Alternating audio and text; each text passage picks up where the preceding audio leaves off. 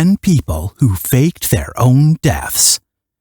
Welcome back to Creepshow, where the truth is often stranger than fiction. Today, we're diving into the bizarre and mind-boggling world of people who fake their own deaths. From infamous spies and shady politicians to master manipulators who tried to outsmart the system, these stories will make you question just how far some are willing to go to escape their old lives. Buckle up for a wild ride as we uncover 10 of the most unbelievable cases of pseudo-suicides. Number 10. The Spy Who Caught Malaria. Juan Pujol Garcia fought in Spain's Civil War. After World War II, he vowed to oppose totalitarianism as a British agent. After the Brits rejected his application due to his lack of qualifications, he posed as a Spanish official in Madrid and offered to spy for the Nazis. He then sent them fake London news to undermine the Nazi war effort. After establishing his reputation, he approached MI5 again in 1942. Now he was formally accepted for his employment. The Germans never uncovered his double agent status. They thought Pujol had hired a network of fictitious spies.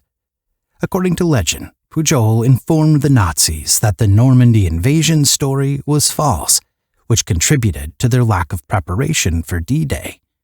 Juan's unhappy wife threatened the plan's success. She vowed to reveal her husband as a double agent so the Nazis would no longer need him and she could return to Spain. In order to safeguard their asset, the British authorities deceived her into believing Pujol had been arrested and imprisoned for her threats, and she caved. After the war, Pujol faked his death to avoid Nazi reprisals and went to Venezuela. A year later, he was officially proclaimed dead after leaving a trail of evidence indicating he had died of malaria in Angola. A British writer learned his secret after almost 40 years. Could he have been terrified of Nazi reprisal all along, or was he avoiding someone else? Number 9. The Politician Who Drowned. British MP John Stonehouse was a social pillar. In 1974, Stonehouse was reported missing, presumably drowned off Miami's shore. However, new information painted a different picture. Stonehouse left a pile of garments on the beach to let it be assumed he had gone swimming and perished or been devoured by a shark. His death was initially assumed. The subsequent investigation revealed many charges, including that Stonehouse was a 1960s Czechoslovakian spy. It was debated in Parliament. His finances were in disarray when a charity he was associated in had discrepancies in its accounts. Stonehouse's abrupt absence and suspected death appeared too convenient. John Stonehouse was found in Australia on Christmas Eve 1974 after fleeing with his secretary. He used the information of a deceased constituent he stole. He returned to the UK for fraud accusations. Stonehouse was a serving MP during his disappearance and remained in prison.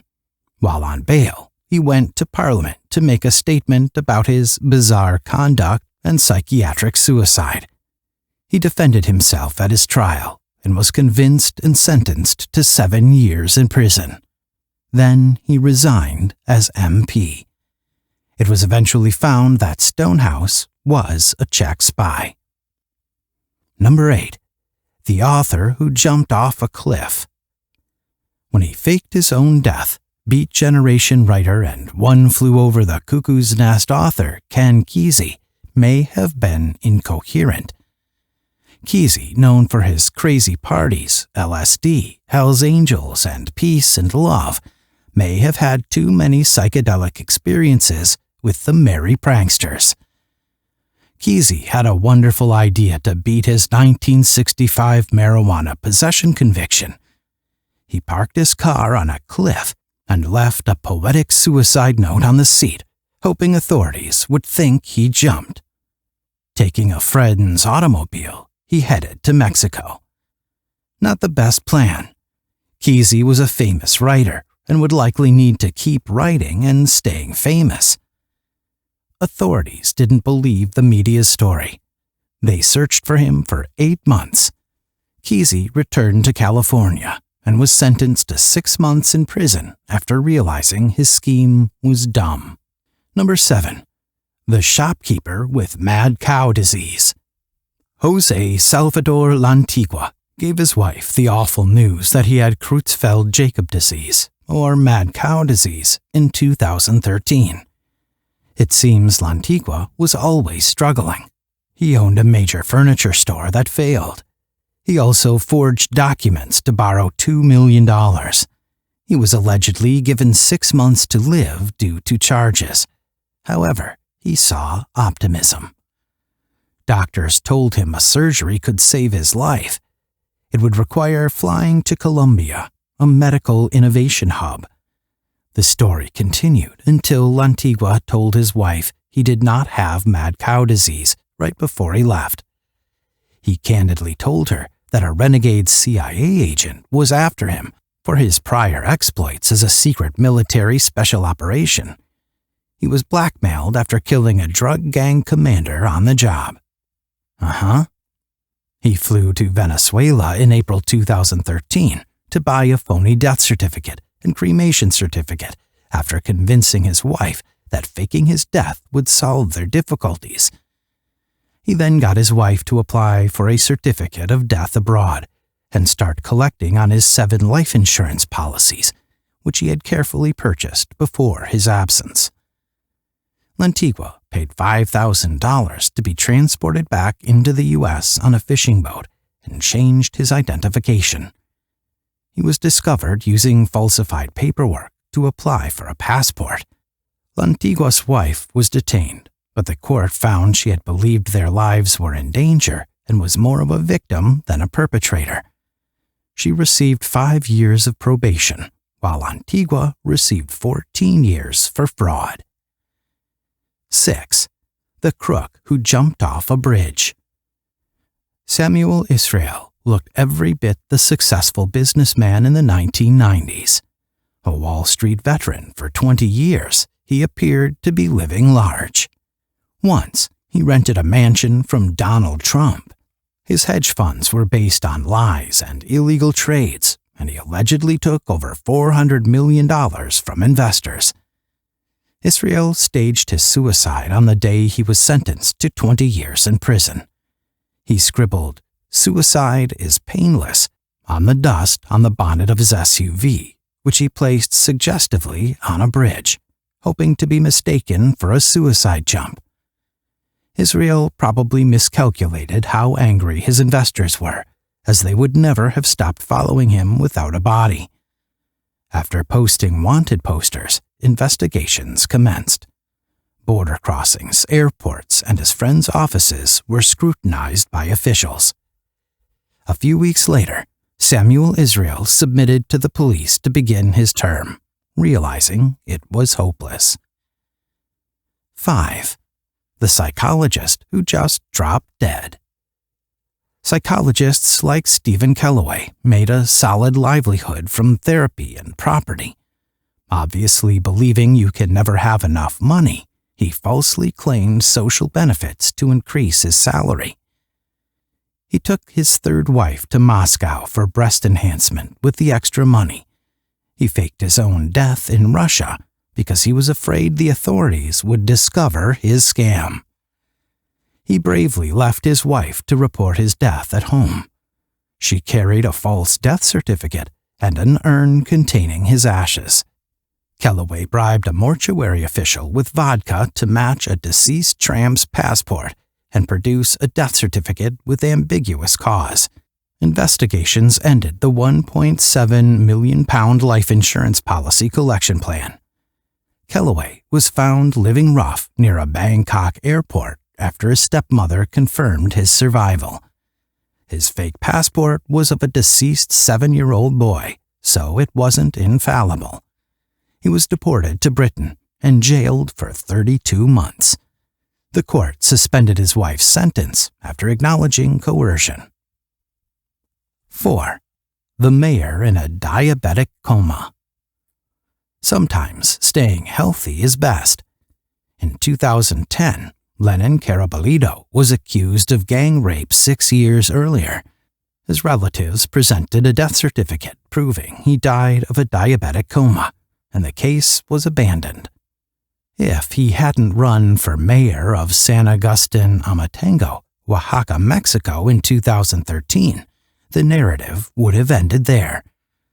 Posters with his publicity photos were posted over town. Carabalito narrowly won the election, and his world collapsed.